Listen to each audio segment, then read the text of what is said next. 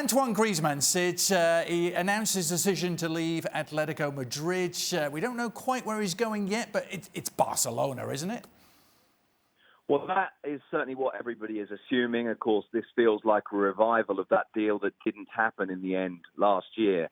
And I think in a way that Atletico Madrid knew this was coming because it was set up mechanically for this to happen. Remember last year, the reason that he was close to going to Barcelona was because his buyout clause dropped down on the 1st of July last year to 100 million euros, which made him expensive, but very much affordable for a really big club and for a player of that quality. It was basically an invitation for someone to buy him. Well, when he renewed his deal then, he inserted a clause in it which said that his buyout clause this year, on the 1st of July, would come down to 120 million euros. So it's only gone up by 20 million euros. So the possibility of him leaving was still there. They hoped that they could persuade him not to, but they knew, Atletico Madrid, that the decision wouldn't be in their hands. It would be in his. He has now told them, they asked him to be clear with them, to tell them early what he was planning to do. He has told them he is walking away. He has not told them, or at least they are saying he has not told them, where he's going, and he hasn't yet announced it. Now, of course, one very obvious reason for that to perhaps be the case is that this clause doesn't come into force until the 1st of July, so perhaps he wants to wait. Perhaps he doesn't want that to be public just yet.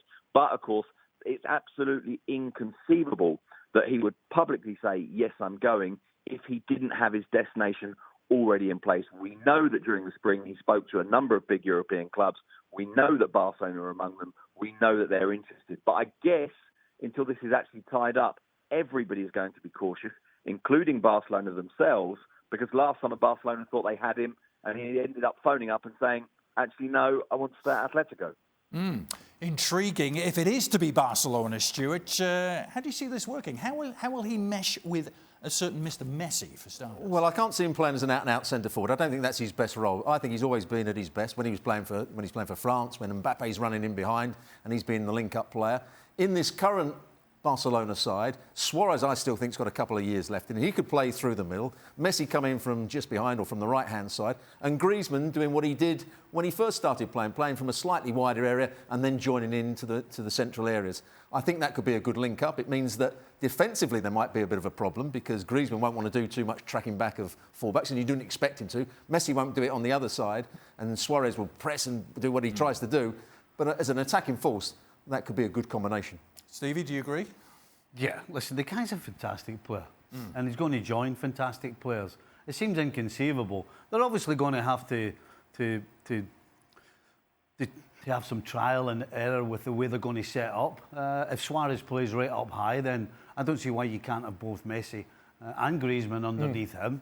Or even if Suarez doesn't play, you can still have Griezmann as your centre forward and coming off and have other players going in behind. So, listen, Barcelona have kind of changed their style at different stages over the years.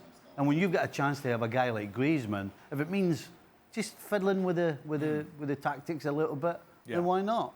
Sid, we actually haven't had you on since Barcelona crashed out in spectacular fashion of the Champions League against Liverpool. Lots of speculation that this is going to lead to a pretty busy summer, lots of ins and outs for the Catalan Giants. So what do you expect to happen?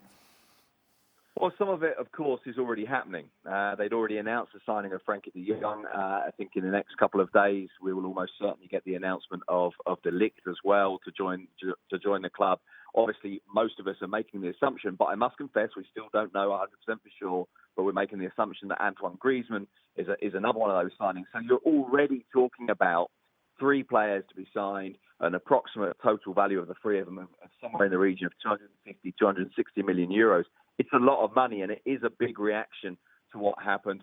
I think there is a sense as well that other things need to change. There are still question marks about Ernesto Valverde, the coach, and about how they set this up. But I think there's an emotional question as well, which is how Barcelona recover from this emotionally, given that so much of this season was hung on the Champions League. With, Messi vowing at the start of the year that they would do everything that they could to win it. That almost set them up for an environment in which if they didn't win the league, if they won the league and the cup but not the Champions League, it wouldn't feel like enough.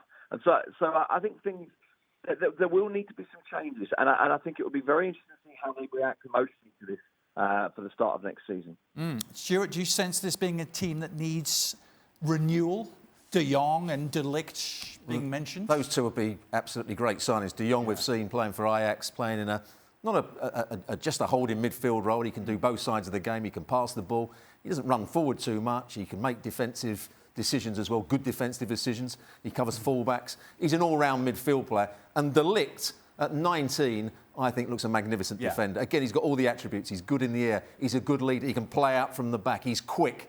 And he looks to be a good character as well. He's captain of Ajax, and he came back from a terrible start of his international career. He was thrown in at 17 against Bulgaria. They were 2-0 down. Both goals were his fault, and he was taken off at half-time, and he's come back from that. For more, sign up now for ESPN Plus.